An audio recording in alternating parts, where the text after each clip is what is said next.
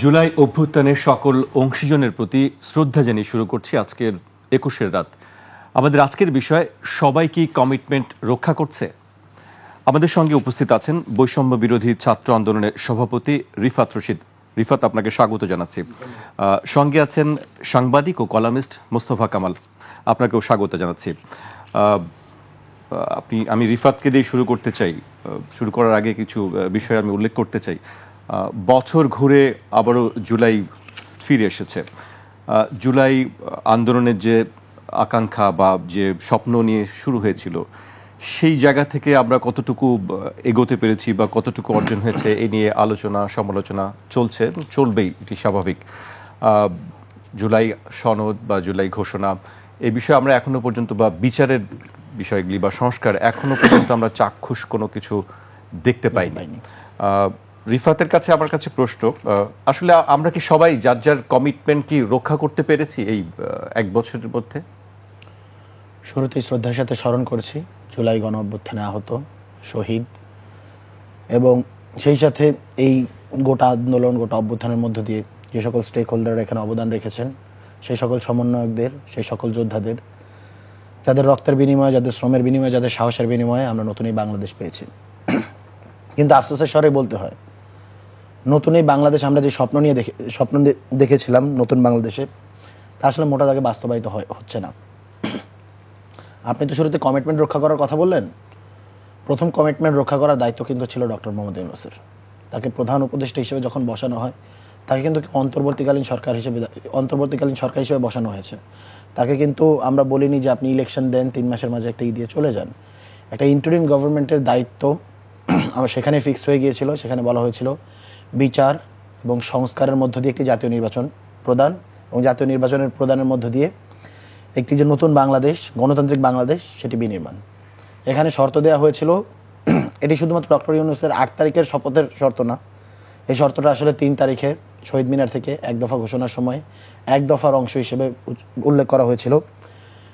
বাংলাদেশের প্রচলিত রাজনীতি ছিলেন সেই ঘোষণার সময়, আমরা যতদূর জানি। বাংলাদেশের প্রচলিত রাজনীতি থেকে যে ফ্যাসিবাদী ব্যবস্থা রয়েছে তার বিলোপ করতে হবে এবং নতুন রাজনৈতিক বন্দোবস্ত কায়েম করতে হবে। কিন্তু আমরা দেখতে পেয়েছি যে জুলাই গণ অভ্যুত্থান পরবর্তী সময়ে যারা আসলে মাজলুম ছিল তারাই জালিম হয়ে উঠছে। একই মানুষ যারা আসলে ঘরে থাকতে পারতো না, যাদের সন্তানদের অনেক ক্ষেত্রে আমরা দেখতে পেয়েছি যে সন্তান মারা যাচ্ছে, বাবা সেইখানের ভিতরে সন্তানকে দেখতে যেতে পারছে না। অনেক ক্ষেত্রে আমরা দেখতে পেয়েছি যে মা মারা গিয়েছে, বাবা মারা গিয়েছে, সন্তান জেলে বসে আছে, একটুখানি আর্জি জানিয়েছিল যে আমি আমার মাকে শেষবারের মতো একটু দেখতে চাই, বাবাকে শেষবারের মতো দেখতে চাই, তারা দেখতে পারেনি। ধান খেতে, পাট খেতে আমরা দেখতে পেয়েছি যে বনে বাদারে মশারি টাঙিয়ে আগুন পর্যন্ত জ্বালাতে পারতো না, মশা কামড়াতো। এরকম ঘটনা আমাদের আসলে চোখের সামনে রয়েছে। আমরা তো বাংলাদেশের মানুষ, আমরা এই ঘটনাগুলো দেখেছি। এই মানুষগুলো হুট করে জালিম হয়ে উঠছে। উপদেষ্টা মণ্ডলীর কথা যদি আমি বলি, এই উপদেষ্টা মণ্ডলীর মাঝে অধিকাংশের মাঝে যে জিনিসটা দেখা গিয়েছে, জুলাইকে কতভাবে নস্যাৎ করা যায় সেই প্রবণতা, সেটার একটা প্রতিযোগিতা তাদের মাঝে চলমান। অথচ তাদের উচিত ছিল জুলাইকে রক্ষা করা, জুলাইয়ের কমিটমেন্ট অনুযায়ী কাজ করা। যারাই উপদেষ্টা মণ্ডলের নিয়োগে কাজ করেছেন, তাদের আসলে সব থেকে বড় যেই আমি বলবো, ভুল বলা যায় না, এটা একটা ঐতিহাসিক। সব উপদেষ্টাদের কি আপনি দায় দিবেন নাকি? আমি বলেছি যে অধিকাংশ উপদেষ্টা। দেখুন, উপদেষ্টা মণ্ডলীরা যদি গিয়ে জুলাই গণ অভ্যুত্থানকে ধারণ করতেন, তাহলে জুলাই সনদের জন্য আমাদের মাঠে নামতে হয় না, জুলাই ঘোষণাপত্রের জন্য আমাদের মাঠে নামতে হয় না। আজকের দিনে এই যে শহীদ আহতদেরকে আমরা কি জবাব দিচ্ছি? এখন পর্যন্ত আপনারা দেখতে পাচ্ছেন যে শহীদেরা পর্যাপ্ত পুনর্বাসন হয়নি, শহীদ পরিবারগুলোতে আহতদের পর্যাপ্ত পুনর্বাসন হয়নি, অনেকে তো ট্রিটমেন্ট পর্যন্ত পায়নি। এই যে সমস্যাগুলো আমরা দেখতে পাচ্ছি, এগুলোর আসলে দায় গোটা গভর্নমেন্টের। সেই সাথে আমি নিজের দায়টাও স্বীকার করছি, বৈষম্য বিরোধী ছাত্র আন্দোলন আসলে অনেকগুলো দায় রয়েছে। বৈষম্য বিরোধী ছাত্র আন্দোলন জুলাই গণ অভ্যুত্থান পরবর্তী সময়ে তাদের মোটা দাগে 2টো দায়িত্ব ছিল। একটি হলো জুলাইকে যাতে জিন্দা রাখা যায়, জুলাইকে যাতে স্মরণীয় রাখা যায়, সেই জন্য দীর্ঘমেয়াদী প্রকল্প হাতে নিয়ে, দীর্ঘমেয়াদী লক্ষ্য হাতে নিয়ে জুলাইকে নিয়ে কনস্ট্রাকটিভ কাজ করা, যার মধ্যে দিয়ে জুলাই কেন্দ্রিক একটি রাজনীতি গড়ে উঠবে, জুলাই কেন্দ্রিক একটি রাজনৈতিক পরিসর গড়ে উঠবে, এবং সেই পরিসরের মধ্য দিয়ে বাংলাদেশের আগামীর যে রাজনীতি চালিত হবে, সেইটার সাথে সারা বাংলাদেশে জুলাই গণ অভ্যুত্থানের মধ্য দিয়ে যে একটা অর্গানিক লিডারশিপ গড়ে উঠেছে, সেই অর্গানিক লিডারশিপকে আমাদেরকে গিয়ে এনগেজ করা, তাদেরকে একসাথে বাঁধা। দুটো কাজই জরুরি ছিল। বাট ওই সময় সময়ের বাস্তবতায় বিভিন্ন নানাবিধ প্রেক্ষাপটে 2 নম্বর কাজের দিকে আমরা বেশি ফোকাস করে যাওয়া আমরা দেখতে পেয়েছি। এখন জুলাইয়ের ইতিহাস নিয়েও নানাবিধ বিকৃতি কাটাছেড়া চলছে। যাদেরকে হয়তো বা 5 তারিখের আগে আমরা চিনতামও না, যাদেরকে আমরা ক্যামেরার সামনে দেখতে পাইনি, তারা এক একজন জুলাইয়ের মাস্টার মাইন্ড, জুলাইয়ের ইমাম হয়ে বসে রয়েছেন। এই ধরনের কাদা ছড়াছড়ি এবং জুলাইয়ের ক্রেডিট নিয়ে যত ধরনের নোংরামি এবং কাদা ছড়াছড়ি হয়েছে, জুলাই তো আসলে সবার। বৈষম্য বিরোধী ছাত্র আন্দোলন অ্যাজ এ প্ল্যাটফর্ম হিসেবে নেতৃত্ব দিয়েছে, কিন্তু এটা তো এখনও প্ল্যাটফর্মের অধীনে একক কোনো আন্দোলন হয়নি, বা তাদের নেতৃত্বে একক আন্দোলনের নেতৃত্বে সরকার পতন হয়নি। এটা একটা গণ অভ্যুত্থান। গণ অভ্যুত্থানের নেতৃত্ব অবশ্যই থাকবে, ওই নেতৃত্বকে স্বীকারও করতে হবে।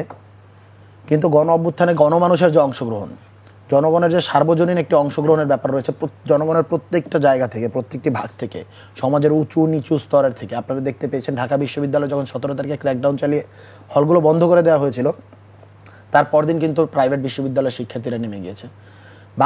বাংলাদেশের ইতিহাসে এই ঘটনাগুলো ঘটেনি। প্রাইভেট বিশ্ববিদ্যালয়ের শিক্ষার্থীদেরকে অ্যাপলিটিক্যাল হিসেবে গণ্য করা হতো। আমাদের আসলে জেনজির ভাষায় সো কল্ড আমরা কোট আনকোট বলতাম হলো গিয়ে ব্রয়লার মুরগি। আসলে এই জেনারেশন, এই প্রাইভেট ইউনিভার্সিটির স্টুডেন্টরা যেটা দেখিয়েছে যে আমাদের তো হলো গিয়ে আমরা হলকে ধরে রাখতে পারিনি, আমরা আমাদের ক্যাম্পাসে থাকতে পারিনি। তারা গুলি খেয়েছে, তারা বন্দুকের সামনে দাঁড়িয়েছে, জীবন দিয়েছে, রক্ত দিয়েছে, কিন্তু রাজপথ ধরেছিল। এই মানুষগুলোর প্রতি শ্রদ্ধা। এই মানুষগুলোকে কি আসলে আমরা রিপ্রেজেন্ট করতে পেরেছি জুলাই গণ অভ্যুত্থান পরবর্তী সময়? সমাজের ছিন্নমূল মানুষগুলো, রিক্সা চালক, ভ্যান চালকের থেকে শুরু করে যাদের আসলে থাকার জায়গা নেই, সবাই রাস্তার পাশে ঘুমায়, আমরা দেখতে পাই যে তাদেরকে হলো গিয়ে আমরা সায়দাবাদ বাস স্ট্যান্ডে গেলে বা মহাখালী বাস স্ট্যান্ডে গেলে দেখতে পাই, কমলাপুর রেল স্টেশনে গেলে দেখতে পাই। এই মানুষগুলো আসলে ছিল জুলাইয়ের ফ্রন্টলাইনার। আমরা যদি ছবিগুলো অ্যানালাইসিস করি, বিশ্ববিদ্যালয় কেন্দ্রিক এরিয়াগুলো বাদ দিলে একদম যেটা রণক্ষেত্র ছিল, যাত্রাবাড়ির উদাহরণ দেখুন, মাদ্রাসার শিক্ষার্থীরা কি অভূতপূর্ব অবদান রেখেছিল। মাদ্রাসার শিক্ষার্থীরা কোথায়? এই যে একটা ঐক্যমত্য কমিশন হচ্ছে, এই ঐক্যমত্য কমিশনটা কাদের? সে আগেও আমরা দেখতাম কিছু আরবান এলিটস বসে বসে তারা হলো গিয়া রাষ্ট্রে কী হবে বা না হবে, আমাদের ভাগ্যে কী হবে, সেই জিনিসটা ঠিক করে দেয়। জুলাই যারা স্টেক হোল্ডার, ওই মানুষগুলোর কথা কি শোনা হয়েছে নাকি তাদেরকে কথা ভ্রুক্ষেপ করেই আমরাই হলো গিয়ে সমাজের হর্তাকর্তা, এই ভেবে হলো গিয়ে ক্ষমতার ভাগ বাটোয়ারা করা হচ্ছে, বাংলাদেশ পরবর্তীভাবে কীভাবে চলবে সেটা দেখা হয়েছে। 5 তারিখে আমরা 5ই আগস্ট কী দেখতে পেয়েছিলাম? 5ই আগস্ট আমরা দেখতে পেয়েছি সারা বাংলাদেশের সমস্ত মানুষ যারা ফ্যাসিবাদের বিপক্ষে ছিল তারা রাস্তায় নেমে গিয়েছে, স্বৈরাচারী শেখ হাসিনার পতন ঘটিয়েছে। কিন্তু তারপরেই একটু পরেই কী দেখতে পেলাম? রাষ্ট্রপতির বঙ্গভবনের দিকে, ক্যান্টনমেন্টের দিকে রাজনৈতিক দলগুলোর ঢল। যেই রাজনৈতিক দলগুলো দীর্ঘদিন যাবত, তাদের ডাকে তো কেউ রাস্তায় নামেনি। দেখুন, একটি স্বৈরাচার সরকারের পতন ঘটাতে হলে তাদেরকে পতন ঘটাতে হয় নির্বাচনী প্রক্রিয়ার মাধ্যমে। কোনোদিন স্বৈরাচারের পতন সম্ভব নয়। পৃথিবীতে একটা সিঙ্গেল নজির পর্যন্ত নেই। আমরা বিএনপিকে কী দেখেছি? তারা 31 দফা দিত এবং নির্বাচনের মাধ্যমে ফ্যাসিবাদের পতন করতো। যারা নির্বাচন ব্যবস্থাকেই ধ্বংস করে দিয়েছে, তারা কীভাবে তাদের ওই সিস্টেমের ভিতরে আপনি কীভাবে নির্বাচন দিবেন? যারা গণ অভ্যুত্থানের কথা বলেছে তাদেরকে বলা হয়েছে ওই সময়ের ভিতরে যে তারা হলো গিয়ে রয়ের টাকা খেয়েছে, তারা সিআইএর টাকা খায়, তারা মোসাদের টাকা খায়। এই ধরনের ঘটনা ঘটেছে। জুলাইয়ের যারা ফ্রন্টলাইনার যোদ্ধা তাদেরকে নানাবিধ ট্যাগিং করার এখন আমরা দেখতে পেয়েছি, ঘৃণ্য চক্রান্ত চলছে।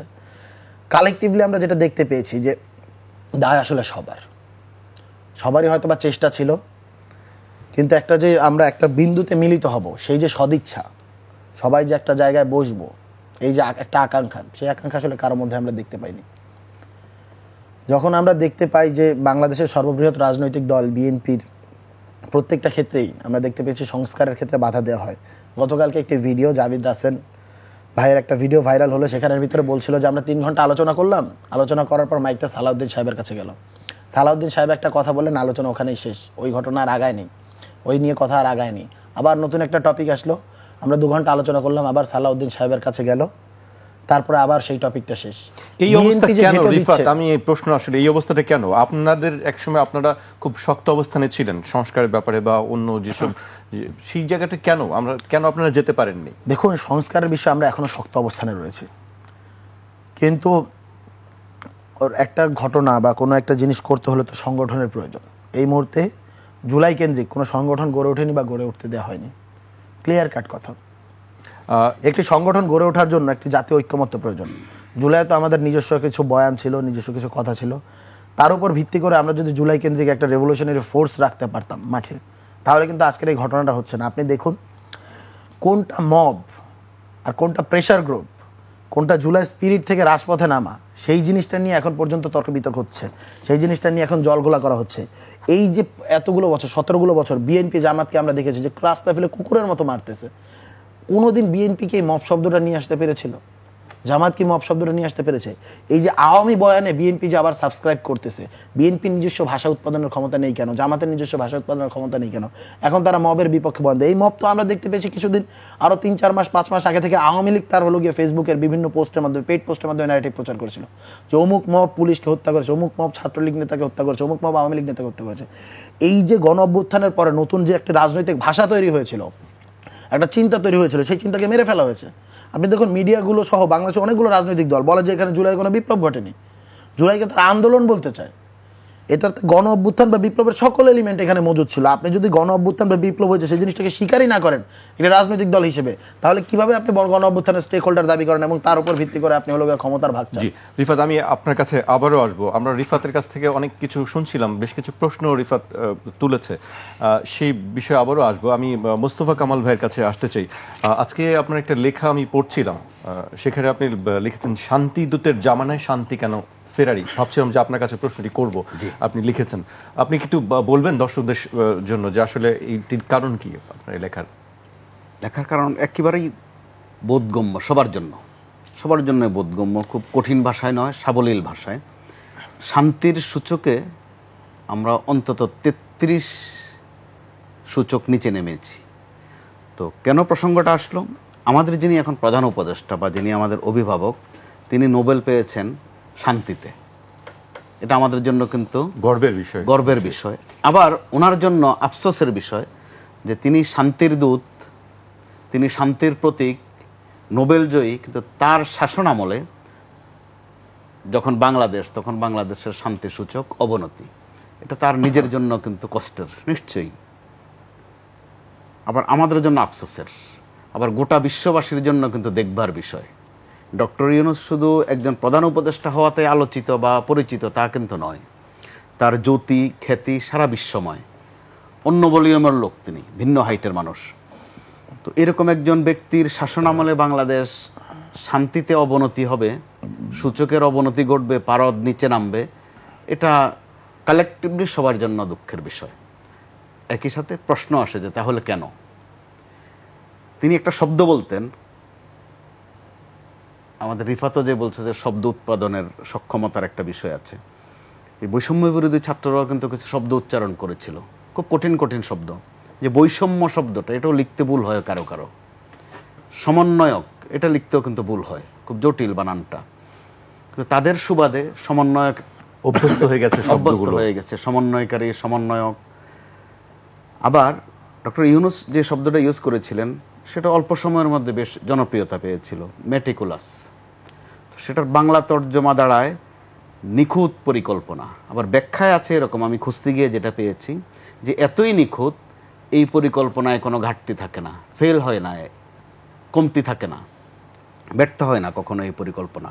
তাহলে শান্তির প্রশ্নে কি ওনার পরিকল্পনার মধ্যে আমরা কিন্তু একটা ব্যত্যয় দেখছি, যে কারণে ওখানে একটা প্রশ্ন জেগেছে যে ওখানে কি মেটিকুলাসের মধ্যে অন্য কোনো ক্যালকুলাস ঢুকে পড়েছে কিনা। প্রশ্ন হয়ে থাকছে, সরকারের দিক থেকে বা ওনার নিজের দিক থেকে কোনো জবাব কিন্তু আসেনি।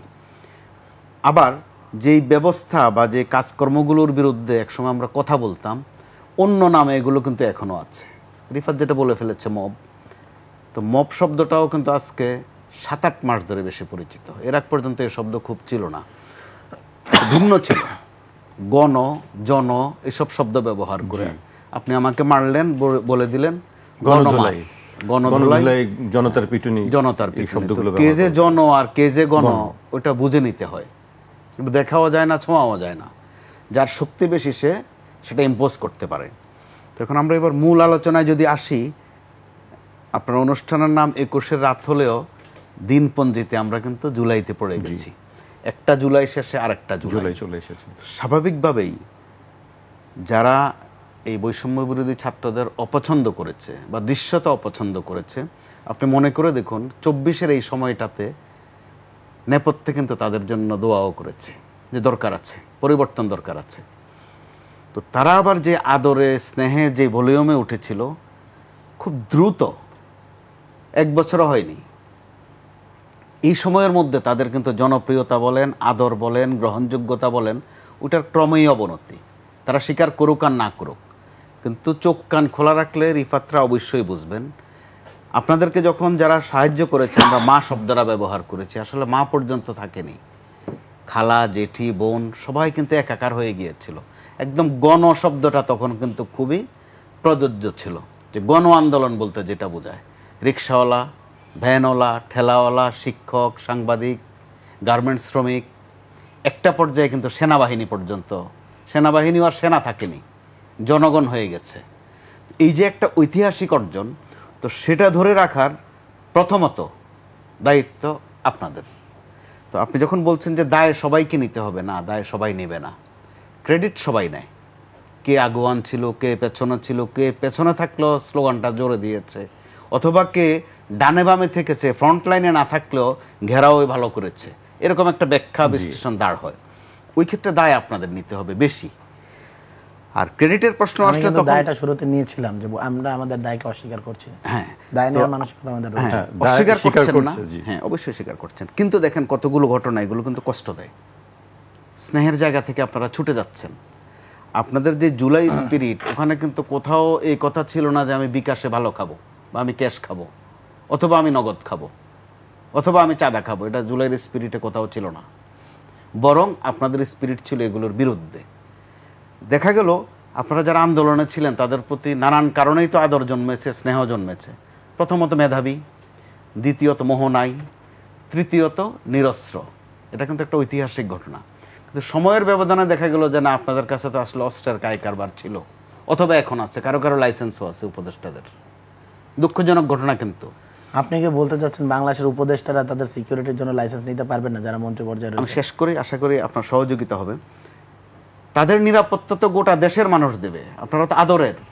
তো বিশেষ করে 3 জন উপদেষ্টা কিন্তু একটা দৃষ্টান্ত তৈরি করতে পারতেন। এটা সবাই পায় না এই সুযোগ। 71-এও কিন্তু এই সুযোগ সবাই হয়নি। আপনাদের মতো বয়সী যারা ছিলেন 25, 26, 27 বছরের, আসম আব্দুর রব বা তোফায়েল আহমেদ, এই মাপের যারা ছিলেন, নূর আলম সিদ্দিকী, আব্দুল কুদ্দুস মাখন, তাদেরকে কিন্তু এই সুযোগটা দেয়া হয়নি। আপনারা কিন্তু এই সুযোগটা পেয়েছেন। 3 জন উপদেষ্টা, এখনো 2 জন আছেন। তারা ইচ্ছা করলে নিজস্ব পরিমণ্ডলে, নিজস্ব মিনিস্ট্রিতেই এমন এমন দৃষ্টান্ত স্থাপন করতে পারতেন যে আপনাদের রাজনৈতিক যে পুঁজি, যেটা ইনভেস্ট, যেটা সেটা আরও রিচ হতো। কিন্তু দেখা গেল অল্প সময়ের মধ্যে আপনাদের পিয়ন বা এপিএসরাও শত কোটি, হাজার কোটি টাকার মালিক হয়ে যায়। আপনাদের বাবাদেরও ট্রেড লাইসেন্স হয়ে যায়। এটা কিন্তু খুবই দুঃখজনক। আগেরই ধারাবাহিকতা চলছে। যেখানে আগের শেখ হাসিনা, আগের প্রধানমন্ত্রী, তিনি বলতেন ওনার পিয়ন 400 কোটি টাকা চুরি করেছে, তো সেটা করেছে 15 বছর 7 মাসে। আর আপনাদের এপিএসরা 6-7 মাসেই শত শত কোটি টাকার মালিক হয়ে গেল। তাহলে মানুষ বন্দোবস্ত বলতে কি বুঝলো? আগেরটাই তো বহাল রাখলেন, কিন্তু বলছেন নতুন বন্দোবস্ত। এই গেল একটা দিক, অর্থনৈতিক দিকটা। অস্ত্রের কথা একটু এসে গেল। আবার আপনারা নিজেরা কি কথা বলেন আপনারা খুব খেয়াল করেন না। আপনারা নারী সহকর্মীর সাথে কি কথা বলেন, কতটুকু বলতে পারেন, সেটা আপনাদেরও সতর্ক থাকা দরকার আছে বা ছিল। অথবা আপনারা ওই চরিত্রের বা ওই বৈশিষ্ট্যের, এটা কিন্তু কেউ ধারণা করেনি। যে কারণে যারে আদর বেশি করে, সোহাগ বেশি করে, তার প্রতি কিন্তু অভিমানও জন্মে বেশি। বদদোয়া দিতেও কিন্তু সময় লাগে না, কলিজা ফাটা আর্তনাদ আসে। কারণ আপনি শুধু এক মায়ের সন্তান না, আপনি অনেক মায়ের সব সন্তান। মানুষের। তো ওই ক্ষেত্রে আপনাদের প্রতি যে প্রত্যাশাটা ছিল, দেখা গেল আপনারা এমন এমন কাজ নিয়ে নেমে পড়লেন, কখন কার দিকে কেবলা করেন, কখন কাকে টার্গেট করেন, এটা কিন্তু খুব একটা আপনাদেরকে প্লাস করেনি, বরং মাইনাস করেছে। আবার ক্ষেত্র বিশেষে একটা পর্যায়ে এখন প্রধান উপদেষ্টাকেও আপনারা বিপদে ফেলে দিচ্ছেন মাঝে মধ্যে। গতকালও আপনারা যেটা বলেছেন, সেটা 15-16 দিন আগে বিএনপির একজন নেতা এরকম বলাতে আমরা কিন্তু সমালোচনা করেছি, যে তিনি বলেছিলেন এই সরকার যদি নির্বাচন দিতে দেরি করে আমরাই শিডিউল ঘোষণা করে দেব। সমালোচিত হয়েছে কথাটা। আপনারা ওইটা রিপিট করলেন গতকালকে, যে এই সরকার যদি ঘোষণা না দেয়, জুলাই ঘোষণা, আপনারাই ঘোষণা করে দেবেন। অর্থাৎ গুণগত তফাৎ কিন্তু আসলো না। এতে করে আপনারা হতাশ করলেন মানুষকে, চরম হতাশ করলেন। আবার নিজেরা কিন্তু অনিরাপদ হয়ে গেলেন। আপনাদেরকে নিয়ে প্রতিনিয়ত সমালোচনা হচ্ছে, নানান সূচকে, নানান মাত্রায়। যেখানে আপনাদের পরিচয়টা ছিল তখন শিক্ষার্থী, এই শব্দটা খুব ব্যবহার হতো, কিন্তু 5 আগস্টের পরে শিক্ষা বিষয়ে আপনাদের কোনো ক্রিয়াকর্ম আমরা দেখিনি।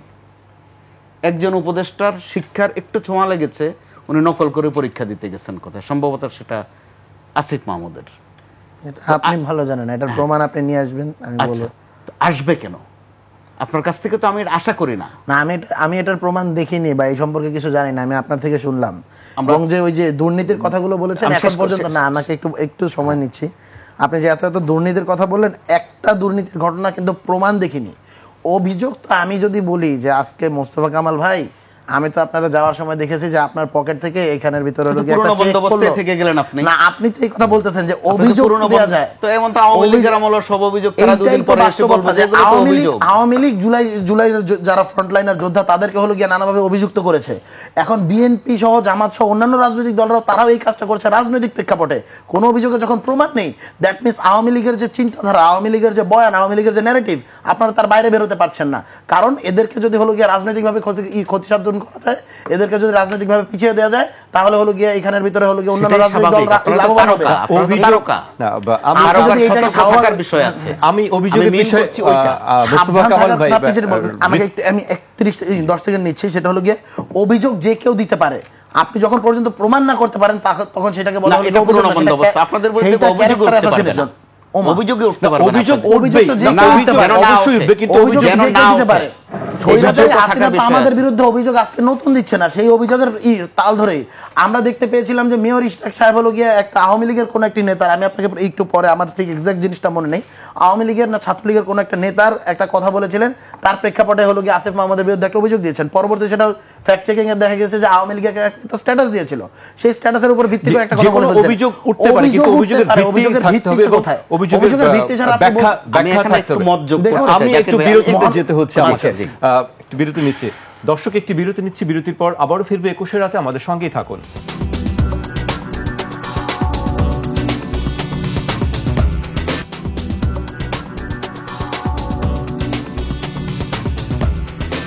বিরতির পর আবারও স্বাগত। আপনারা দেখছেন 21 রাত, আমাদের সঙ্গে আছেন বৈষম্য বিরোধী ছাত্র আন্দোলনের সভাপতি রিফাত রশিদ এবং সিনিয়র সাংবাদিক কলামিস্ট মোস্তফা কামাল। বিরতিতে যাওয়ার আগে আমরা অভিযোগের বিষয় নিয়ে কথা বলছিলাম। আমি একটু শুরু করি। আমি অভিযোগের বিষয়টি যেহেতু এসেছে, আমি সম্প্রতি বৈষম্য বিরোধী ছাত্র আন্দোলনের মুখপাত্র উমামা ফাতেমা একটি স্ট্যাটাস দিয়েছেন ফেসবুকে, আমি সেইটি কিছু উল্লেখ করতে চাই। আমি অত্যন্ত অশান্তিতে আছি, অভ্যুত্থান যেমন স্বপ্ন দেখিয়েছে গোষ্ঠী স্বার্থে এই প্ল্যাটফর্ম একইভাবে বহু মানুষের স্বপ্ন ও সময় নষ্ট করেছে। আমি অভ্যুত্থানের স্বপ্নকে রক্ষার জন্য এই প্ল্যাটফর্মে গিয়েছিলাম। প্ল্যাটফর্মে যাওয়ার আগে আমাকে প্রতিশ্রুতি দেওয়া হয়েছিল আমি স্বাধীনভাবে কাজ করতে পারবো, কিন্তু প্ল্যাটফর্মের মুখপাত্র হিসেবে যাওয়ার পরেই টের পাই সংস্কার, জুলাই, শহীদ, আহত এসব মুখের বুলি মাত্র। শুধু আমি না, অনেক ছাত্ররাই পরিবর্তনের স্বপ্ন নিয়ে প্ল্যাটফর্মের সঙ্গে যুক্ত হয়েছিল। সবার সঙ্গে শুধু ছলনা করা হয়েছে।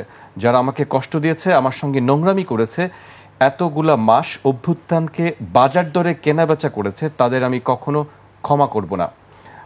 আমি আপনার কাছেই আসলে জানতে চাই, যেহেতু আপনি নতুন দায়িত্ব নিয়েছেন এবং যিনি ছিলেন তিনিও সেই একই সংগঠনের মুখপাত্র ছিলেন, আসলে তার এই অভিযোগগুলোকে আপনি কিভাবে দেখেন? যদিও আপনি বলেছেন যে এইগুলি মানে পাল্টা প্রশ্ন করেছেন যে তিনি কি কমিটমেন্ট রক্ষা করেছেন, আপনি কি বলবেন? দেখুন, একই কথা আরেকবার বলবো যে সংগঠনের প্রতি তার কমিটমেন্ট কতটুকু ছিল। তিনি লাস্টের লাইনটা কি বললেন আপনি আরেকবার একটু রিপিট করবেন? যারা আমাকে কষ্ট দিয়েছে, আমার সঙ্গে নোংরামি করেছে এতগুলা মাস, অভ্যুত্থানকে বাজার দরে কেনাবেচা করেছে, তাদের আমি কখনো ক্ষমা করব না। আমরাও তাকে কোনোদিন ক্ষমা করতে পারবো না। বৈষম্য বিরোধী ছাত্র আন্দোলনের মুখপাত্র দায়িত্বটা প্রথম একটি নির্বাচন হয়নি, এখানে কনসেন্ট দেওয়া হয়েছিল 158 জন যে কেন্দ্রীয় সমন্বয়ক ছিলেন তাদের সকলের ঐক্যমত্যের ভিত্তিতে তাকে হলো গিয়ে মুখপাত্র করা হয়েছিল। একজন মুখপাত্রের প্রধান দায়িত্ব কি? সে হলো গিয়ে মিডিয়াগুলো ফেস করবেন, তার নামে আমরা প্রেস রিলিজগুলো দেখতে পাবো, তিনি অফিসে থাকবেন, অফিসে থেকে সবার সাথে কথাবার্তা বলবেন, শহীদ আহতদের কাছে যাবেন, এবং হলো গিয়ে তিনি সবার সাথে কমিউনিকেশনটা রক্ষা করবেন। মুখপাত্রের মূল দায়িত্বটা আসলে এইটা।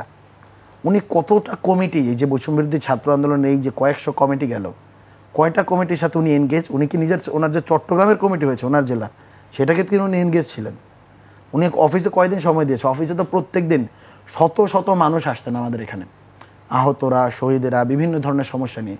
বৈষম্য বিরোধী ছাত্র আন্দোলন তো কমিটমেন্ট করেছিল আমাদের এই দরজা সবার জন্য ওপেন, আপনারা আসুন, আমরা আমাদের সাধ্যমতো আপনাকে সাহায্য করতে চেষ্টা করবো যাতে একটি বৈষম্যহীন বাংলাদেশ নির্মাণ করতে পারি। তিনি নির্বাহী মিটিং করতেন না, এক্সিকিউটিভ মিটিং উপস্থিত থাকতেন না, অর্গানোগ্রামের মিটিং উপস্থিত থাকতেন না। এমনকি এমনও ঘটনা ঘটেছে যে তাকে তো পাওয়া যেত না, যেতই না, তিনি আসবেন বলেছেন, তারপরে তার জন্য অপেক্ষা করা হয়েছে গোটা মিটিং জুড়েই, তিনি আসেননি। তিনি কি করছেন, কোনো একটা এনজিওর কোনো একটা প্রোগ্রামে তিনি সেখানে বক্তৃতাবাজি করতে গিয়েছেন। সংগঠনের প্রতি কমিটমেন্ট যার নাই, সংগঠনকে হলো গিয়ে যিনি আসলে ইউজ করেছেন একটা ফেস তৈরি করার জন্য, সেই মানুষটা যখন এসে অভিযোগগুলো করে, তিনি এমনভাবে অভিযোগ করেছেন যেন হলো গিয়ে আমরা প্রচন্ড খারাপ মানুষ। আসলে সার্জিস একটি কথা বলেছেন যে তার সব অভিযোগ ফেলে দেওয়ার মতো সেটা নয়। সার্জিস আলমের ব্যক্তিগত মতামত। সার্জিস আলমের নিয়ত হলো গিয়ে অনেকগুলো কথাবার্তা রয়েছে, প্রত্যেকের জবাবগুলো দিচ্ছে। আমি আমার জায়গা থেকে বলছি, সেটি হলো গিয়ে বৈষম্য বিরোধী ছাত্র আন্দোলনের যে ব্যানার, সেই ব্যানারের ভিতরে আমার কেন আসতে হয়েছে। তিনি তো একটি মুখপাত্র, বাকিরা না হলে চলে গিয়েছেন। তিনি তো ওখানে অর্গানোগ্রামের একজন ছিলেন। তিনি বৈষম্য বিরোধী ছাত্র আন্দোলন এই কয়েকদিনে কী চালাচ্ছেন, তিনি কতটুকু চালিয়েছেন বৈষম্য বিরোধী ছাত্র আন্দোলন। তার যদি বৈষম্য বিরোধী ছাত্র আন্দোলনটা ক্যারি করার থাকতো, নিয়ত থাকতো, তিনি ওই জিনিসই ক্যারি করতেন। তাকে বারবার করে বলা হয়েছে আপনি ইলেকশনে আসুন।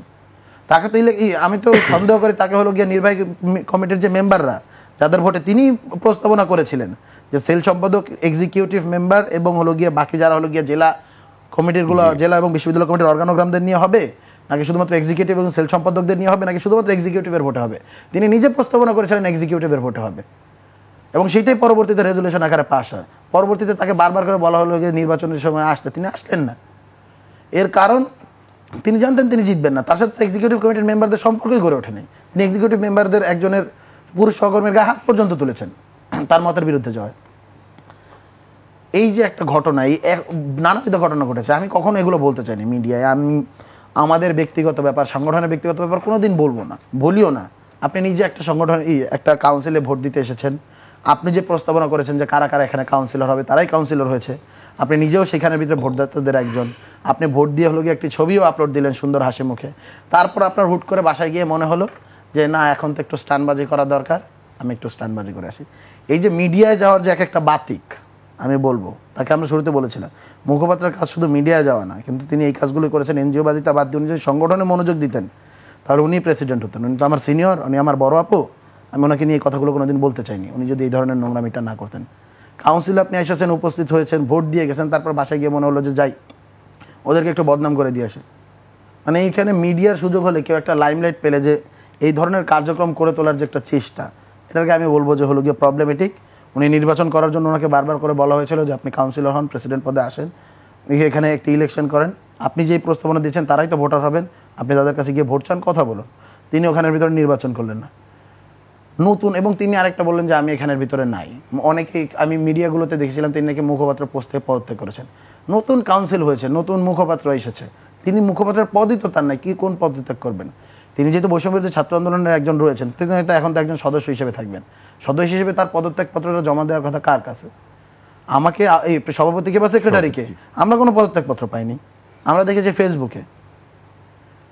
সো এইগুলাই আর কি বললে আসলে অনেকগুলো কথা বলা যাবে। যে মানুষটা আসলে আমাদেরকে বলেছিল এসে যে সে আমাদের পলিটিক্সের সাথে অ্যালাইন করে না, সংগঠনের সাথে সে অ্যালাইন করে না। তাকে যখন বলা হয়েছিল যে আপনি কেন দূরে দূরে থাকেন, সংগঠনের সাথে অ্যালাইন করেন না, তিনি বলেন যে সংবিধান পরিবর্তন করার হলো গিয়ে তার পছন্দ না, আমরা প্রোক্লেমেশন দিচ্ছি, এই ঘটনা প্রোক্লেমেশন ঘোষণা করে আমরা সেকেন্ড রিপাবলিক ঘোষণা করবো, এগুলোর সাথে অ্যালাইন ফিল করেন না। এইরকম যদি হয়, তিনি তো একটা সংগঠন করেন, সংগঠনের নিয়ম হলো গিয়ে তার মতের সাথে মিলুক বা না মিলুক, সংগঠনের কালেকটিভ যে সিদ্ধান্ত, যে রেজুলেশনটা পাস হয়েছে তাকে সেটা বলতে হবে এবং সেটা অনুযায়ী কাজ করতে হবে। তিনি সাংগঠনিক ব্যক্তিই না, তিনি সংগঠনে এসেছেন, সংগঠন দিয়ে পরিচয় কামিয়েছেন। এখন হয়তো বা আমরা শুনতে পাচ্ছি তিনি ডাকসু করবেন, এই জন্যই হয়তো বা সিম্প্যাথি গেইন করা। আমি মনে করি যে তার এই কাজটা করা উচিত হয়নি।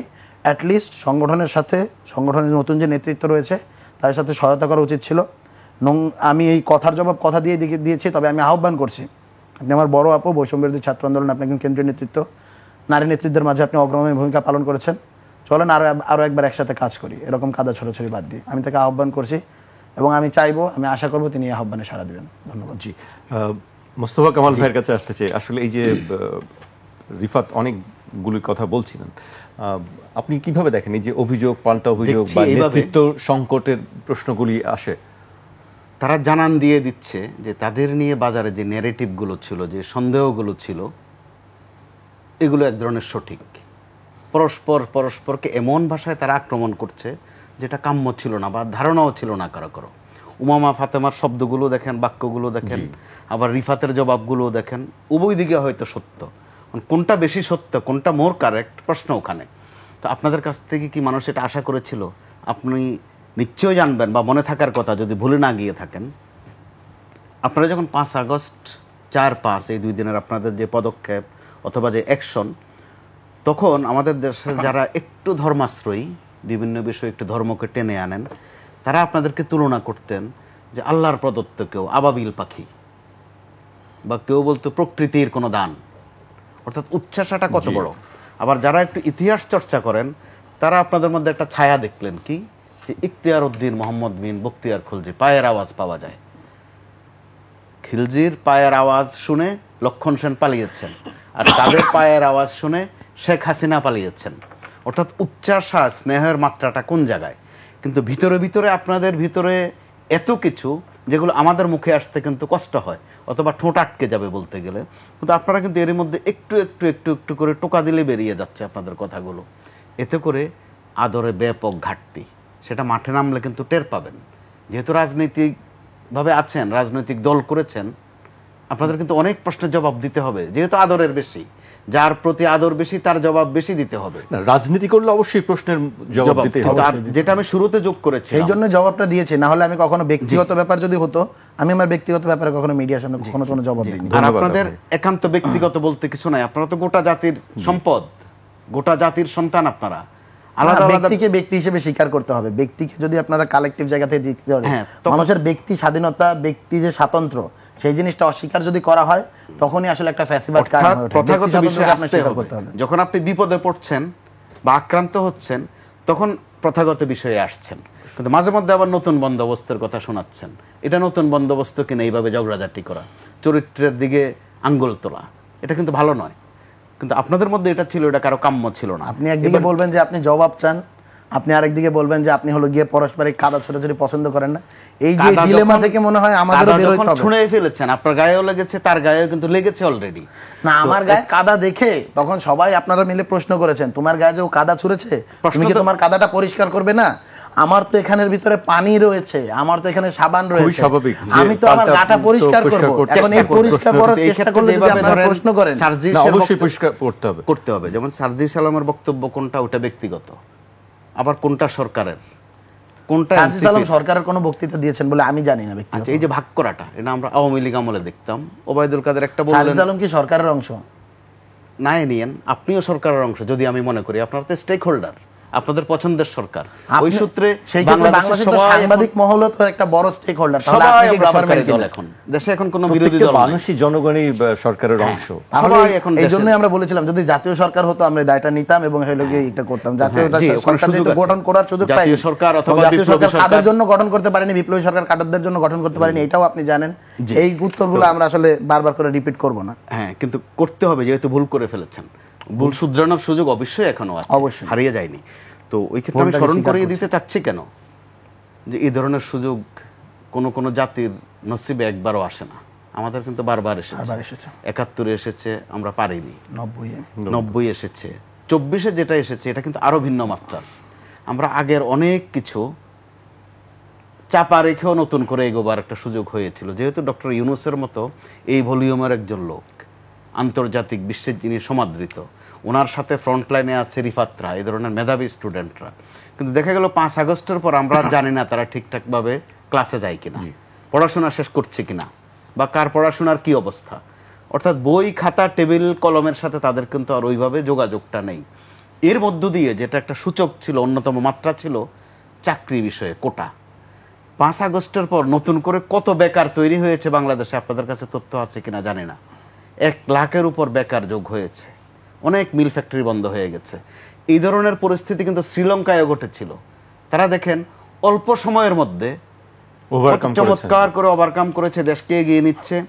তাদের সিন সিনারিগুলো আমাদের মতোই, কিন্তু ওই যে আমাদের এখানে যেভাবে গণভবনে গিয়ে বালিশের মধ্যে শুয়ে থাকা, কিছুক্ষণ পুকুরে নেমে একটু গোসল করা, একটা মাছ নিয়ে আসা, মুরগি নিয়ে আসা দুটা, ওখানকার আলামত কিন্তু কিছুটাই এরকম ছিল, সিমটম ছিল। তো তারা পারলো, তারা আর আমরা কিন্তু সমমজাজের মোটামুটি কাছাকাছি, মন মেজাজ, ভৌগোলিক অবস্থান, প্রাকৃতিক ক্রিয়াকর্ম, জায়গাটা হয়তো বা একটু পার্থক্যটা রয়েছে, তাদের সাক্ষরতার। তো আমরা কিন্তু পারলাম না। এটা কিন্তু খুব বেদনার। আপনারা যে অনিরাপদ হয়ে যাচ্ছেন এটা বললে রাগ করবেন না, আপনাদের প্রতি মায়ার কারণে বলছি। আমরা অনিরাপদ হচ্ছি। আমি ভাই আমি একটু রিফাতের কাছে আসতে চাই এই পর্যায়ে। আসলে আপনি যেহেতু নতুন দায়িত্বে আছেন সভাপতি, আপনি অনেক বড় দায়িত্ব এবার। আপনি জুলাই অভ্যুত্থানের সামনের সারিতে থেকে নেতৃত্ব দিয়েছেন, আমরা দেখেছি। সেই বৈষম্য বিরোধী ছাত্র আন্দোলনের ক্ষেত্রে আমরা নানা সময় দেখেছি পত্রিকায় বিভিন্ন ধরনের অভিযোগ আছে, সমন্বয়কের নামে বিভিন্ন জায়গায় চাঁদাবাজি হচ্ছে, কমিটি গঠন নিয়ে সেখানে অসন্তোষ আছে বিভিন্ন জায়গায়। মানে সার্বিকভাবে আপনার জন্য নিশ্চয়ই একটি চ্যালেঞ্জিং একটি ব্যাপার। সেইটি আপনি কিভাবে মোকাবেলা করবেন আসলে, যে এই অভিযোগ বা বিভিন্ন বিতর্ক, সেটি নিশ্চয়ই আপনাকে খুব শক্ত হাতে মোকাবেলা করতে হবে। জুলাই গণ অভ্যুত্থানের মাঝে আমাদের যে বড় ভাইরা, আমরা তো আসলে সবসময় সামনে যাইনি, হলো গিয়ে ফ্রন্ট অ্যান্ড ব্যাকের মাঝে আমরা ছিলাম। আমরাও বক্তৃতা দিয়েছি, আমরা করেছি, কিন্তু সিনিয়র যারা তাদেরকে আমরা সামনে রেখেছিলাম। ওই বোঝাপড়া, ওই রাজনৈতিক বিশ্বাস আমাদের মধ্য দিয়ে ছিল। সিনিয়রদেরকে যখন হলো ডিবি অফিসে আটক করা হয়, তখন কিন্তু নেতৃত্বের ভাটটা আমাদের ঘাড়ে আসে, এবং আমরা কিন্তু এই জিনিসটা পালন করি। মানে ওই যে আপনি যেটা বললেন যে এখন এটা কি চ্যালেঞ্জ কিনা, তখনও চ্যালেঞ্জ ছিল। উমামা ফাতিমা আপু যে অভিযোগগুলো করলেন, তাতে মনে হচ্ছে আমরা অনেক খারাপ মানুষ। না, আমাদের ঢাকার ছেলেমেয়েদের মাঝে একটা খবরের কথা বলছি, আমি একটু বলছি। আমাদের ঢাকার ছেলেমেয়েদের মাঝে হলো গিয়ে একটা ডায়লগ বা হলো গিয়ে চলতি কথা প্রচলিত আছে, খারাপ মানুষ খারাপ সময় কাজে আসে। সেই সময় মনে হয় আমরা খারাপ মানুষ ছিলাম, কিন্তু খারাপ সময় যখন বাংলাদেশ যখন একটা দুর্দশায় পড়েছিল, ক্রাইসিস মোমেন্টে ছিল, আমরা কিন্তু, আমি ব্যক্তিগত জায়গা থেকে বলবো, আমি কিন্তু খারাপ সময়টা এসে নেতৃত্বটা দিয়েছি। আবারও যখন বৈষম্য বিরোধী ছাত্র আন্দোলনের এই প্ল্যাটফর্মের একটা দুর্গতি অবস্থা দেখতে পেয়েছি, যাদের উপর আমরা ভরসা করে দায়িত্ব দিয়েছিলাম, যারা যখন ফেল করেছে, একটা মানুষ যিনি হলো গিয়ে মুখপাত্র হিসেবে দীর্ঘদিন যাবত এক্সিস্ট করেও কোনো কাজ করতে পারেনি, তখনই কিন্তু ওই খারাপ মানুষটাকে আবার রাজপথে নেমে এসেছে, খারাপ একটা সংগঠনের দায়িত্ব নিতে হয়েছে, যাতে হলো গিয়ে এটা জোড়াতালি লাগানো যায়। আমি মোস্তফা কামাল ভাইয়ের একটা কথার জবাবটা দিতেই চাই, এই জবাবটা আসলে না দিলে আমি পারছিলাম না। তিনি বলছিলেন তোমাদের বিরুদ্ধে অভিযোগটাই কেন আসবে। দেখুন, আমার মনে হয় মোস্তফা কামাল ভাই জন লকের স্টেট অফ নেচারে বসবাস করছেন। জন লক যেভাবে বলেছিল যে মানুষের প্রকৃতি স্টেট অফ নেচারে তারা খুবই শান্ত, তাদের মাঝে কোনো প্রকার ঝগড়া নেই, বিবাদ নেই, তারা পানির মতো কোমল। আমার মনে হয় যেন উনি ওই জায়গার মাঝে বসবাস করেছেন। পৃথিবীর সর্বশ্রেষ্ঠ চরিত্র অধিকারী ছিলেন মহানবী হযরত মুহাম্মদ সাল্লাল্লাহু আলাইহি ওয়াসাল্লাম। তার বিরুদ্ধে কিন্তু পৃথিবীতে অভিযোগের শেষ নেই আজকে পর্যন্ত। তাকে তো কুরাইশরা বারবার যেই পরিমাণ নির্যাতিত করেছিল, পৃথিবীর ইতিহাসে কাকে এই পরিমাণ নির্যাতিত করেছে? কাউকেই করে নাই। যারা উদাহরণ দিচ্ছি না, আমি উদাহরণটা এই জন্য দিচ্ছি, আমি ভিন্ন মাত্রায় বলছি না। পৃথিবীতে যারাই ভালো কাজ করছেন তাদের বিরুদ্ধে অভিযোগ এসেছে। আমি বলেছিলাম, আপনাকে বারবার করে বলছি, আমার বিরুদ্ধে যদি কোনো দুর্নীতির অভিযোগ এনে থাকেন, আপনাকে প্রমাণ সহ নিয়ে আসতে হবে। আপনি যদি প্রমাণ সহ নিয়ে আসতে না পারেন, শুধুমাত্র অভিযোগ দেন, একটা মিডিয়া ট্রায়াল করেন, একটা মব ক্রিয়েট করেন, দ্যাট মিনস আপনি স্বৈরাচারী শেখ হাসিনার ভাষায় এবং ফ্যাসিস্ট আওয়ামী লীগের ভাষায় কথা বলছেন। আদারওয়াইজ এর বাইরে কিচ্ছু না। কারণ তারা যেভাবে হলো গিয়ে ফ্রন্টলাইনারদের, জুলাই যোদ্ধাদেরকে, জুলাইয়ের যারা নেতৃত্বকে, তারা যেমন ক্যারেক্টার অ্যাসোসিয়েশনে ব্যস্ত, এই একই কাজ যদি হলো গিয়ে অন্য কেউ করে প্রমাণ ছাড়া, তারা ব্যস্ত। আমি বলছি যে আপনারা হলো গিয়ে দুর্নীতির বিরুদ্ধে হলো গিয়ে প্রমাণগুলো নিয়ে আসুন। এই যে দুর্নীতি হয়েছে তার পক্ষে প্রমাণগুলো নিয়ে আসুন, আমরা স্ট্যান্ড নিব, আমরা তার বিরুদ্ধে দাঁড়াবো। আমরা তো বিরুদ্ধে দাঁড়িয়েছি, কারো বিরুদ্ধে যখন অভিযোগগুলো রয়েছে আমরা কি তার বিরুদ্ধে সাংগঠনিক ব্যবস্থা নিইনি? ভাই একটা প্রশ্ন করলেন, এখানের ভিতরে সারা বাংলাদেশ জুড়ে নানাবিধ অভিযোগ রয়েছে, দীর্ঘদিন যাবৎ নেতৃত্ব শূন্য রয়েছে। বৈষম্য বিরোধী ছাত্র আন্দোলন তো অনেক বড় প্ল্যাটফর্ম, যারা জুলাইয়ের নেতৃত্ব দিয়েছে, বাংলাদেশের যে রাজনৈতিক দলগুলো রয়েছে যারা কিনা রাজপথে নামতে পারতো না, তাদেরকে হলো গিয়ে মুক্ত করেছে। আমাদের প্রাণপ্রিয় নেত্রী, যিনি এখন আসলে দলীয় নেত্রী থেকে আসলে জাতীয় নেতৃত্বে পরিণত হয়েছেন, বেগম খালেদা জিয়াকে মুক্ত করেছেন। অথচ তারা দেখতে পেয়েছে যে দুটো বালু ট্রাক এখানের ভিতরে সরাতে পারেনি। আজকে যারা এত এত বড় অভিযোগ করেন, আমরা সেই আমাদের সাবেক প্রধানমন্ত্রী এবং আমাদের জননেত্রী খালেদা জিয়াকে মুক্ত করেছি। এই যে মানুষগুলো যারা রয়েছেন, আপনি দেখতে পেয়েছেন রিজভী সাহেবের কান্না, আমরা সেদিন দেখতে পেয়েছিলাম। আমরা মির্জা আব্বাস সাহেবকে মির্জা আব্বাস সাহেব বলছিলেন আমার পুরো পরিবারটাকে ধ্বংস করে দিয়েছে আওয়ামী লীগ। তারা আজকে এই ধরনের এই যে এই টোনে কথা বলে, তারা যখন ক্যারেক্টার অ্যাসাসিনেশন করার ট্রাই করে উইদাউট প্রুফ, আমাদের কিন্তু কষ্টটা লাগে। আমরা কার কাছে বলবো? আমি তো বিএনপির যে হলো গিয়ে এক দফার দাবি তারা দিয়েছিল, যে হলো গিয়ে নির্বাচনের দাবিতে নির্বাচন করবেন, তারা হলো গিয়ে শেখ হাসিনার বিরুদ্ধে দাঁড়াবেন, 31 দফা। প্রত্যেকটা প্রোগ্রামে গিয়েছিলাম। আমি 28 তারিখ ককটেল খেয়েছি, আমি কতবার মার খেয়েছি। আমার ফেসবুক আইডিতে গেলে আমি আপনি ছবিগুলো দেখতে পেয়েছেন। যখন আমি নিজে তো ওই নেতৃত্বগুলোকে স্বীকার করেছি, বিএনপির ওই নেতৃত্বগুলোকে, জামাতের ওই নেতৃত্বকে স্বীকার করে আমি আশা নিয়ে গিয়েছিলাম যে এরা হলো গিয়ে আমি স্বৈরাচারী শেখ হাসিনাকে হলো গিয়ে তা হটাতে পারবে, তারা পারে নাই বলে তো নেতৃত্বটা আমাদের ছোটদের দিতে হচ্ছে। তাদেরও তো এই জিনিসটা স্মরণ করা উচিত, তারা কেন ফেল করলো, তারা কেন ফেল করলো এই কোশ্চেনগুলো না করে তাদের যেহেতু সারা বাংলাদেশের সংগঠন রয়েছে, কমিটি রয়েছে, অনেকগুলো জনসংখ্যা রয়েছে, তারা সেগুলো দিয়ে এখন ক্যারেক্টার অ্যাসোসিয়েশনে লিপ্ত। সেই সাথে হলো গিয়ে আওয়ামী লীগের হাজার হাজার কোটি টাকা, লাখ লাখ কোটি টাকার যে লুটপাটের টাকা বিদেশে বসে তারা নানাবিধ অনলাইনে ষড়যন্ত্র করছে, সেগুলোকে ফুয়েল দিচ্ছে এই মানুষ। আমরা খুবই হতাশ আসলে, আমাদের সাথে তো এমন করা উচিত ছিল না। মানুষের যদি ন্যূনতম কৃতজ্ঞতা বোধ থাকে, আপনার সাথে আমার দূরত্ব তৈরি হবে। আমার সাথে অনেকগুলো মানুষের জুলাইয়ের পরবর্তীতে দূরত্ব তৈরি হয়েছে। আমরা তো মানুষ, আমাদের মানবিক কারণে হলো গিয়ে অনেকগুলো দূরত্ব তৈরি হবে, অনেকগুলো নতুন মানুষ তৈরি হবে। কিন্তু জুলাইয়ে যেই মানুষটার সাথে হলো গিয়ে সে যদি আমার সাথে খারাপও কিছু করে, জুলাই হচ্ছে তার অবস্থান দিয়ে আমি চিন্তা করি। জুলাইয়ে যেই মানুষটা আপনাকে নেতৃত্ব দিয়েছে, আপনি পারছিলেন না, আপনাকে হলো গিয়ে জেলখানা থেকে মুক্ত করে দিয়েছে, তাদের প্রতি ন্যূনতম যে কৃতজ্ঞতা বোধ আপনারা কি সেটা দেখাতে পারছেন? বারবার করে ক্যারেক্টার অ্যাসোসিয়েশন, আমাদের ভুল হবে, আপনারা ভুলগুলো ধরায় দেন। কিন্তু অভিযোগের নামে একের পর এক অভিযোগ, মিডিয়াগুলো এখন এডিটরগুলো, মিডিয়ার ডিরেক্টরগুলো যদি আমরা ঘাটলে দেখা যাবে যে এখানের ভিতরে কোন দলের লোকেরা বসেছে, সেই মিডিয়া থেকে আমরা নাসিরউদ্দিন পাটোয়ারির একটি বক্তব্য নিয়ে আপনি সমালোচনা করেছেন। অবশ্যই জি, সেটি একটু বলবেন আমাদের। আমি মনে করি যে নাসিরউদ্দিন পাটোয়ারি এখানের ভিতরে যে বক্তব্যটি দিয়েছেন সেটি ভুল, তার জন্য তিনি সরিও বলেছেন, আমি সেটাকেও অ্যাপ্রিসিয়েট করি। ভুলকে স্বীকার করার একটা অভ্যাস, এইটা আসলে গণতান্ত্রিক চর্চা, এই জিনিসটা আমাদের মাঝে রাখতে হবে। সেই সাথে এই ধরনের উল্টাপাল্টা স্টেটমেন্ট দিয়ে পরবর্তীতে আপনি যখন আবার জুলাইয়ের কথা বলতে যাবেন তখন সেটা হাস্যকর শোনায়। যে মিডিয়াগুলো ফ্যাসিস্টরা দালালি করেছিল, তিনি বলেছেন 5ই আগস্টের পূর্বে আমাদের মিডিয়ার কথা বলতে হবে, 5ই আগস্টের পরের 71 টিভি কী করেছে না করেছে আই ডোন্ট কেয়ার। আমি মিডিয়ার কালেকটিভ সংস্কার চাই, কিন্তু যখন আপনি 5ই আগস্টের পূর্বে তার কর্মকাণ্ড নিয়ে পজিটিভ স্টেটমেন্ট দিবেন, আমি এটা নিন্দা জানাচ্ছি এবং তারকে আমি বলেছিলাম যে এটা নিয়ে জবাব দিবেন, উইথড্র করবেন। তিনি উইথড্র করছেন, এটার জন্য সাধুবাদ। তবে এই ধরনের মন্তব্য করে আপনি আবার যখন জুলাইয়ের চেতনা নিয়ে কথা বলবেন, তখন সেটা মানুষ আসলে খুব একটা ভালোভাবে নিয়ে না, বিশ্বাস করবে না। সেই জনমানুষের অংশ হিসেবে, একজন প্রতিনিধি হিসেবে, বৈষম্য ছাত্রান্দোলন সভাপতি হিসেবে আমি এই ব্যাপারটা ভালোভাবে নিইনি। জি, মোস্তফা কামাল ভাইয়ের কাছে আসতে চাই। আপনি একেবারে আমরা শেষের দিকে চলে আসছি, আপনি আসলে কিভাবে দেখতে চান? দেখতে চাই বিষয়টাকে বাস্তবতার কাছে আসতে হবে, যেটা রিফাত আসছে মাঝে মধ্যে, কিন্তু আবার সে হয়তো সম্ভবত আবেগও ধরে রাখতে পারছে না, কারণ আক্রান্ত তারা এরই মধ্যে। এটাই বাস্তবতা। আপনি যখন রাজনীতির ময়দানে আসবেন তখন আপনি উপলব্ধি করছেন বেদনার সাথে যে আপনি ঘন্টার পর ঘন্টা, দিনের পর দিন কথা বলছেন। সালাউদ্দিন সাহেব এসে যখন 1 মিনিট কথা বলে, ওনার বক্তব্যটাই সবাই পিক করে, এটাই বাস্তবতা। বক্তব্যটা পিক করে না, ওনার বক্তব্যের পরে যারা রয়েছেন বাকিরা আসলে তাদের কথা মূল্যহীন হয়ে যায়। কেন? এখানে বাংলাদেশের ভবিষ্যৎ কি হবে সেইটা ঐক্যমত্য কমিশন থাকার পরেও, সেই ঐক্যমত্য কমিশনে বিএনপির রিপ্রেজেন্ট থাকার পরেও লন্ডন থেকে গিয়ে যৌথ বিবৃতি ডক্টর মোহাম্মদ ইউনূস সাহেব দেন, শফিকুল আলম সাহেব দেন, সেটার জবাব আমরা আসলে চাচ্ছি। বাংলাদেশের ভবিষ্যৎ কি লন্ডন থেকে, আগে হতো দিল্লি থেকে, এখন কি লন্ডন থেকে হবে কিনা? কোনো বৈদেশিক শক্তির হস্তক্ষেপ, বিদেশ থেকে কেউ যদি বাংলাদেশের রাজনীতি নিয়ন্ত্রণ করার চেষ্টা করে, আমরা এটা বরদাস্ত করবো না। আমরা তারেক রহমান সাহেবকে আহ্বান করছি, অতি দ্রুত তিনি দেশে আসুন। তিনি দেশে এসে তার দলের হাল ধরুন। তার দেশের যে তৃণমূলের নেতৃত্বের এই যে পরিমাণ সংকট, তারা এই ধরনের চাঁদাবাজি, গুম খুনের জড়িত রয়েছে, এখান থেকে তারা লন্ডন থেকে যেটা করছেন তিনি যেন সেটা পল্টনে অথবা গুলশানে এসে করেন। জি, আমরা এটাই চাই। হচ্ছে এটা আপনি অনেকক্ষণ ধরে যেটা বলছেন এর সারসংক্ষেপ এটা। তো আপনাকে বাস্তবতার কাছে যেতে হবে। সময়ে সময়ে ভিন্নতা কিছু মানুষকে আকর্ষণ করে সত্য, কিন্তু সেটা খুব স্টেবল করে না। আমি যদি উদাহরণ হিসেবে বলি, মাঝে মধ্যে আমরা কিন্তু পথে ঘাটে কিছু ফ্যাশন দেখি, হাঁটু বরাবর প্যান্টটা কেটে রাখে, পিঠ বরাবর একটু কেটে রাখে, এটা দেখতে 2-4 মিনিট ভালো লাগে। যার ভালো লাগে সে কিন্তু এটা পরে না, বরং আরেকজনকে উৎসাহিত করে যে তুমি পরে দেখো, নিজে কিন্তু পরে না। আপনাকে প্রথাগত জায়গায় আসতে হবে, মানুষ যেটাতে অভ্যস্ত সেটাতে আসতেই হবে। আবার যখন প্রথাগত সিস্টেমের সাথেই তো এটাকেই আমরা বলেছি ফ্যাসিবাদী ব্যবস্থা, সেই ফ্যাসিবাদী ব্যবস্থার বিরুদ্ধেই তো আমরা রয়েছি।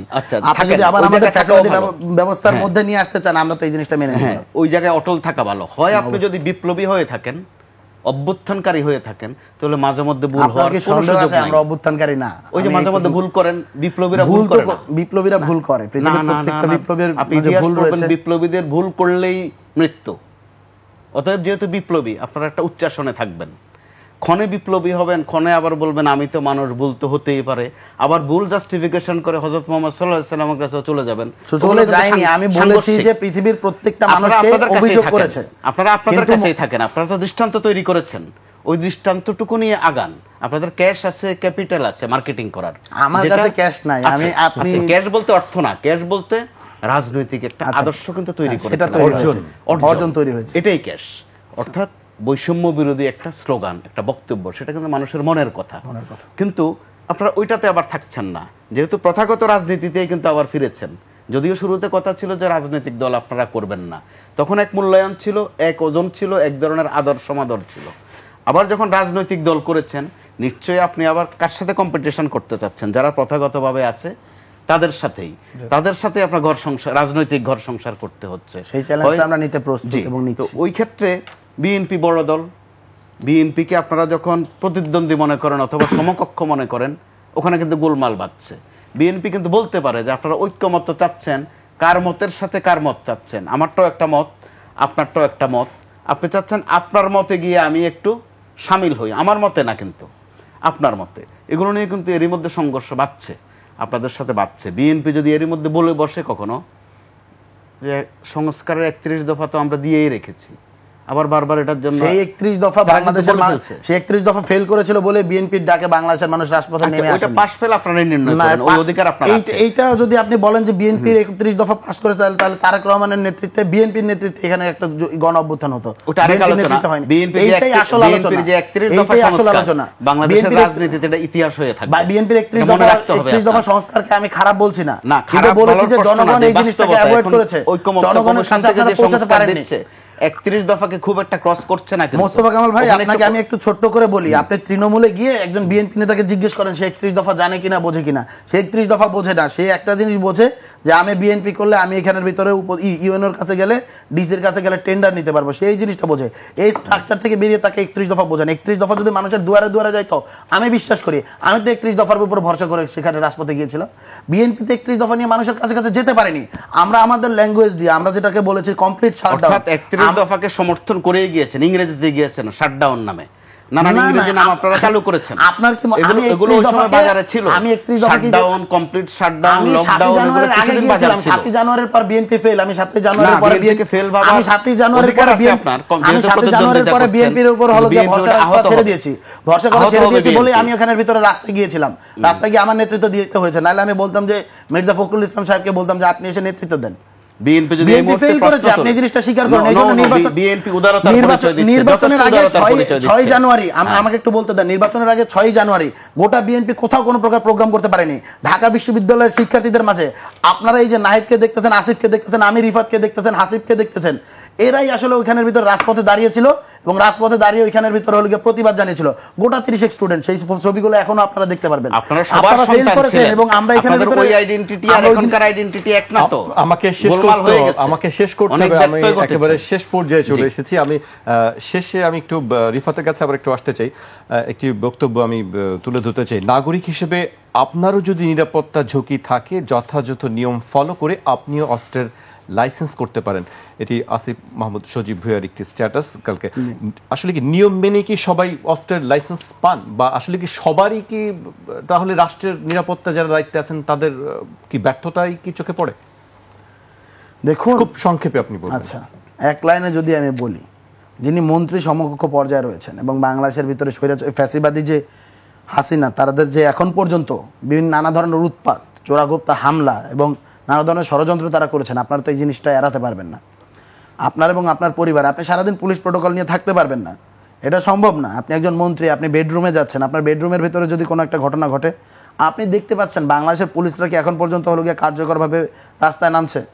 সেদিন দেখতে পেয়েছিলাম ঢাকা প্রাইভেট বিশ্ববিদ্যালয়ের শিক্ষার্থীদেরকে পুলিশ মারছে, আর এখানে খারাপ শব্দ ইউজ করছে। জুলাই এইখানের ভিতরে আমি শব্দগুলো বলতে পর্যন্ত পারছি না। এই ধরনের মেন্টালিটি নিয়ে পুলিশরা রয়েছে। পুলিশদের অনেকে এখন পর্যন্ত, এই হাসিনার গোপালী পুলিশের অনেকে বিশ্বাস করে যে শেখ হাসিনা ফিরে আসবে, তারা আবার এই ছাত্রদের বুকে গুলি চালাবে। আপনি কি আপনার সিকিউরিটি নিয়ে কনসার্ন না? আমি আমার সিকিউরিটি নিয়ে আমি একটা কথা বলি, যে আমি যদি রিফাত রশিদ মারা যাই আজকে, বাংলাদেশ অথবা জুলাই গণঅভ্যুত্থানের একটা নেতৃত্ব হারাবে। আজকে আসিফ মাহমুদ সজীব ভুঁইয়া যদি মারা যান, বাংলাদেশ গভর্নমেন্ট একজন উপদেষ্টা, একজন মন্ত্রী হারাবে। তার হাত দিয়ে তো অনেকগুলো প্রজেক্ট মাঝপথের ভিতরে রয়েছে। বাংলাদেশের এই যে ভবিষ্যৎকে একটা বড় জায়গা থেকে কানা করে দেয়া, এই জিনিসটা তুই করতে পারে না। আর একজন মন্ত্রীরা বা এই সমকক্ষ পর্যায়ে যারা রয়েছেন, তারা যেহেতু লাইসেন্স করে অস্ত্র রাখতে পারেন, তিনি লিগ্যাল জায়গা থেকে কোনো ভুল করেছেন কিনা সেটা হলো গিয়ে আমার আমি প্রশ্ন। তাকে সমালোচনা করছি না, আমি মানে নাগরিক হিসেবে, আপনি একটু খেয়াল করবেন, আমি নাগরিক হিসেবে সবার কথা বলেছি যে সবাই কি আসলে নিরাপত্তা ঝুঁকি যার থাকবে তারা সবাই কি অস্ত্র লাইসেন্স নেবে? নিরাপত্তা ঝুঁকি যার থাকবে তার প্রথম কাজ পুলিশকে জানানো, পুলিশের থেকে সিকিউরিটিটা নেওয়া, দেশের ল অ্যান্ড অর্ডার রয়েছে। তবে সবসময় ল অ্যান্ড অর্ডারের উপর ভিত্তি করা, ল অ্যান্ড অর্ডারের বাইরে তো লাইসেন্সধারী যারা অস্ত্র নিয়েছেন সেটা তো ল অ্যান্ড অর্ডারের মধ্য দিয়েই রয়েছে। কেউ যদি মনে করেন যে তার আসলে সিকিউরিটি কনসার্ন রয়েছে, নিয়ম নীতি মেনে সে যদি এই অস্ত্রটা রাখতে চান, আমি ব্যক্তিগতভাবে মনে করি ল অ্যান্ড অর্ডারের ভিতরে যদি এটার কোনো বাধা নেই, এই জিনিসটা সে রাখতে পারেন। তবে প্রয়োগটা কীভাবে করবেন সেই জিনিসটা নিশ্চিত করতে হবে এবং এটাকে কঠোরভাবে হলো গিয়া পর্যবেক্ষণের মাঝে রাখতে হবে। আমি হলো গিয়ে গণহারের ভিতরে অস্ত্র সবার হাতে তুলে দিলাম এবং তারপরে বললাম, সেটাই আমি বলছি যে সবার হাতে সবাই নিরাপত্তা গণহারে অস্ত্র দেওয়ার তো কোনো মানে সবাই নেই। কি অস্ত্র নিবে? সিলেক্টিভ জিনিসটা করতে হবে, প্রায়োরিটি জিনিসটা নিশ্চিত করতে হবে। আজকে তারেক রহমানের যেই কথাটা বলা হচ্ছে যে নিরাপত্তা একটা ইস্যু রয়েছে, তারেক রহমানের নিরাপত্তা ইস্যু এবং আমার নিরাপত্তা ইস্যু সমান না। তারেক রহমানের নিরাপত্তা আরো বেশি জরুরি। জি, এই জন্য নিরাপত্তার জায়গাটাকে আমাদের হলো গিয়ে একটা স্টেজ বাই স্টেজ সাজাতে হবে, ধাপ সাজাতে হবে এবং কারাই প্রায়োরিটি লিস্টে আছে সেই প্রায়োরিটি লিস্টে তাদেরকে আমাদের ওইটুকু অ্যাডভান্টেজ, ওইটুকু লাক্সারি দিতে হবে, আদারওয়াইজ রাষ্ট্র ফাংশন করবে না। ওই লাক্সারি মানে আবারও তো কোটা। আমাকে এখানেই শেষ আবারও করতে হচ্ছে আজকে। তাহলে ওই যে আপনি যে এটা কথাটা নিয়ে- বলেন যে বিএনপি বাংলাদেশের রাজনীতির সব থেকে বড় দল, তারা যেটা বলে সেই জিনিসটা বলার পরে সবকিছু থেমে যায়, এইটাই সব থেকে বড় কোটা। এই কোটা থেকে আপনার আগে বের হন, বের হয়ে আপনি হলো গিয়ে তারপরে বাকিদেরকে বলবেন। এটাই ধন্যবাদ। আমি ধন্যবাদ আমাকে জানাচ্ছি। এখানে শেষ করতে হচ্ছে। আপনাকে ধন্যবাদ মোস্তফা কামাল ভাই, আপনাকে অনেক ধন্যবাদ আমাদেরকে সময় দেওয়ার জন্য। দর্শক, আজ এখানেই শেষ করছি। কাল আবার দেখা হবে রাত 12টায়। আপনারা সবাই সুস্থ থাকুন, নিরাপদে থাকুন আর 21-এর সঙ্গেই থাকুন।